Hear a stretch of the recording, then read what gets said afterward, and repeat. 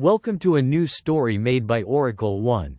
The flickering candles cast long shadows down the spare room of the modest funeral home, their weak light dancing over the stiff, solemn faces of the mourners gathered.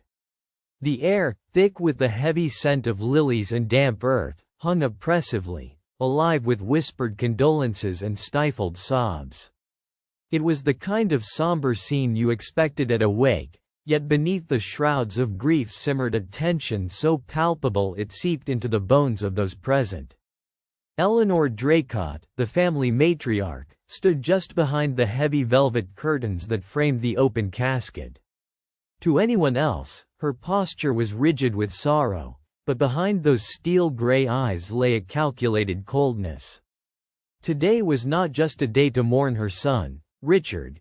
It was a day to set a carefully orchestrated plan into motion, one that had been years in the making. Richard Draycott had been found dead 3 days ago, the police ruling it a tragic accident. A fatal car crash on a rain-slicked road, the paperwork had said. But a handful gathered in this modest room knew better. No accident, no mistaken timing, no random fate. This was a death designed, executed with chilling precision, and now, it was time for the rest of the puzzle to fall into place. The coffin, dark mahogany polished to a mirror sheen, seemed almost to swallow the faint light. Its occupant was laid out with customary respect. Dressed in his best suit, hair neatly combed, a slight smile frozen on lifeless lips. To the casual eye, it was Richard Draycott, beloved son and heir. But Eleanor knew better. The body inside was not her son. The first to realize this awry placement was Matthew Crane, the family's legal advisor and Eleanor's confidant. His eyes, sharp and practiced, darted from face to face, searching for reactions. No one else seemed to question. The corpse's hands were slightly different, thinner, more delicate, and the posture subtly wrong, more rigid than natural. Yet, the face, swathed in makeup and shadows, was almost persuasive enough to deceive. Matthew fingered the edge of the coffin discreetly, tracing the contours of the polished wood. This was no mere mistake. Someone had put the wrong body in the coffin, deliberately. The question was why, and more importantly, who? Outside the room, the low murmur of mourners filled the hallway.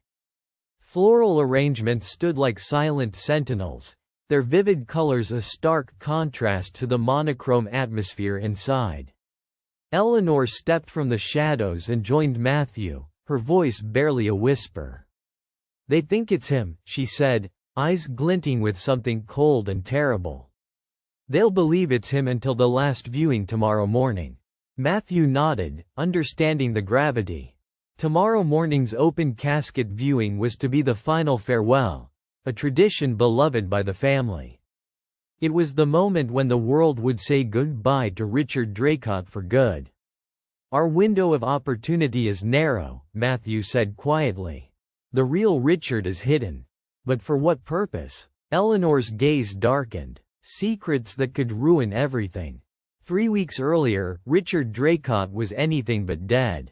Sitting in his penthouse office overlooking the city, he was a man burdened by shadows.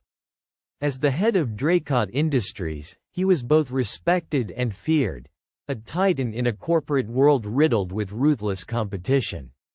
But beneath his polished veneer, Richard wrestled with secrets darker than anyone imagined.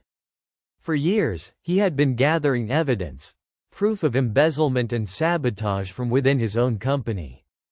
A quiet war was raging behind the polished glass walls of his empire. An insider was slowly dismantling his achievements, anonymously poisoning his reputation and stealing fortunes under the cover of night. Richard knew he was close to uncovering the truth.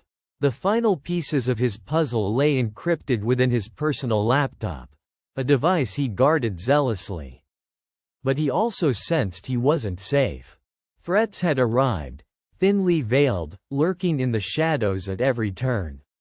A call came late one evening, a distorted voice warning him to stop digging or face consequences he could not imagine. It was no idle threat. Richard understood then. If he continued, he would pay with his life. But he was stubborn, determined to confront and expose whoever threatened him and his family. The accident came swiftly after. A single vehicle crash on a deserted road where others might never have found the wreckage. The police closed the case fast. However, Richard's closest allies and family members harbored doubts. Back in the funeral home, Eleanor's mind raced. The body in the casket was not her son's, she had ensured that herself. Despite the world believing Richard was dead, he was still alive, hidden away under constant watch, recovering from injuries far less severe than reported. Her reasons for this deception were as murky as the night outside. There was one critical untold detail. Richard possessed documents, proof of a conspiracy within the company so vast it threatened to destroy everyone involved, including his own mother. Eleanor had made a business alliance with a shadowy cabal of power brokers and corrupt officials. It had been necessary to protect their legacy. But Richard's investigation endangered them all. To stop him from exposing the truth and destroying the family empire, they conspired to fake his death. The plan was cruel but elegant. Substitute Richard's body with that of a recently deceased patient from the local hospital whose identity was unknown. The man had no family to claim him, no traceable past. Perfect for the ruse. Eleanor was cold but resolute in her silence. Richard would be hidden until the dust settled, or until they could buy his silence permanently.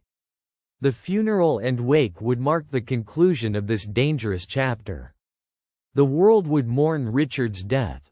Only a secret few would know it was a lie. But no plan remains flawless. Someone else had other ideas. Among the mourners was a figure who moved with unassuming grace. A woman named Lillian Kay, Richard's closest confidant and his personal investigator. Her attendance at the wake was quiet, almost unnoticed, but her mind was a storm of questions and suspicions. Lillian had been working with Richard and had received a mysterious message from him hours before the accident, urging her to continue digging if he didn't return. Now, watching the casket and realizing the body inside wasn't her friend's, she knew she was at the brink of a revelation. Her discovery had not come by accident. The woman had infiltrated the funeral home under the guise of a distant cousin. She had observed the subtle discrepancies, the controlled emotion, the almost mechanized responses of the family members around her. As the wake progressed, Lillian slipped away, moving down a dimly lit hallway toward the private office of the funeral director. There, she hoped to find ledger books, embalming logs, or any clue that would prove the identity swap. The door was unlocked. Inside, the quiet man in charge of arrangements was going through papers, his face tense. "Can I help you with something?" he asked without much surprise. "I just need to check some records," Lillian replied smoothly, glancing over the desk and spotting a ledger labeled, Draycott Services. The funeral director hesitated but then nodded. "All paperwork is standard. The body was verified by the family before embalming." Lillian's eyes narrowed. The term, verified, seemed vague at best. She flipped through the ledger and found a notation about the body being received from St. Catherine's Hospital, the same facility where the unknown man had died 3 days earlier. That hinted at the truth. "May I see the embalming receipt? Or the identification paperwork that accompanied the corpse?" she pressed. The man faltered for a moment but pulled a thin folder, handing it over. It contained documents with names and hospital stamps, but something was off. The handwriting was too neat, almost too perfect. Lillian realized they had forged some of these papers. Across the room, Eleanor's sharp eyes followed Lillian's movements through the thin crack of the curtain. The calm mask began to crack slightly as her lips pressed into a thin line. This woman was more dangerous than the others had realized. She stepped forward, approaching Lillian as though an ordinary mourner. "You must be very close to Richard," Eleanor said, voice low but steady. "It's a confusing time." Lillian swallowed her surprise, managing a polite nod. "I was a friend. He asked me to keep an eye on things should anything happen." Eleanor's gaze was calculating. Funny how things turn out, isn't it? Death sometimes reveals more than life ever could. The words chilled Lillian, but she knew the urgency. Eleanor was prepared to play hard, to keep the charade functioning even if it meant crushing anyone who got in the way. The night deepened. The wake wound down, people beginning to leave after final condolences. Eleanor retreated to a side room, where Richard was hidden upstairs in a secure, reinforced room inside the funeral home compound. The light from a small lamp illuminated his weary face as he leaned forward in a chair, silent and haunted but alive. Lillian found her way upstairs, bypassing security codes she had noted earlier. Standing over him, she whispered, "They're hiding you down there. You're better off out here." Richard's eyes flickered with exhaustion but a grim resolve. "They're watching. There's more at stake than just me. The family. The company. It's a cage. But hiding you like this? What good does it do?" Lillian pressed. Richard shook his head slowly. "It buys time, slows the enemies. But it won't last." Suddenly, footsteps sounded on the stairway. They both froze. Eleanor's voice echoed from downstairs, cold and sharp like broken glass. "I think it's time to close this chapter properly." Outside, the police had kept their distance, accepting the accident report and the official death narrative.